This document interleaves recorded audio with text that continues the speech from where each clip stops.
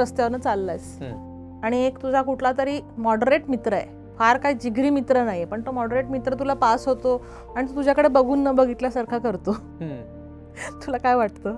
अरे ह्यानी मला ओळखच नाही दिली यार, काहीतरी माझं चुकलं का, याचा विचार आपण 2 तास करतो आणि त्यातनं एक आपण एका इमोशनल काहीतरी आपण करून तो लेबल आपल्याकडे लागतं आणि ते आतमध्ये तसंच राहतं. जसं तुम्ही ऑडिट करता, इन्कम टॅक्स भरता, अकाउंट्स बघता, स्वतःच्या सगळ्या गोष्टींचं ऑडिट करता, कपाट आवरत असाल तुम्ही कपड्यांचं, बरोबर ना? हे का करतो आपण? कारण हे सगळं सिस्टमॅटिक व्हायला पाहिजे. आपण आपल्या भावनांचं ऑडिट करतो का? बघ तू किती आश्चर्याने बघतोस माझ्याकडे, हा शब्दच नवीन आहे, भावनांचं ऑडिट नाही करत. पण आपण जर रोज सकाळी किंवा रात्री, जेव्हा मी पेशंटला सांगते, जेव्हा तुम्ही उठता, तुम्ही चहा पित असाल त्यावेळेला सुद्धा तुम्ही 10 मिनिटं जे तुमच्या मनात येते ते लिहा, काहीही असू देत. आणि नंतर लोक मला येऊन सांगतात इतकं स्टुपिडिटी आलीये मला, अमकं झालंय आणि हे काय होतं मला काय माहितच नव्हतं. म्हणलं तेच आहे, तुम्हाला जे माहित नाहीये ते तुम्ही टाकले आहात ते बाहेर काढा.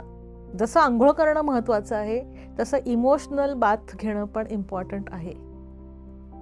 तर तुम्हाला डॉक्टरकडे जायची वेळ फार कमी येईल. Prevention is better than cure.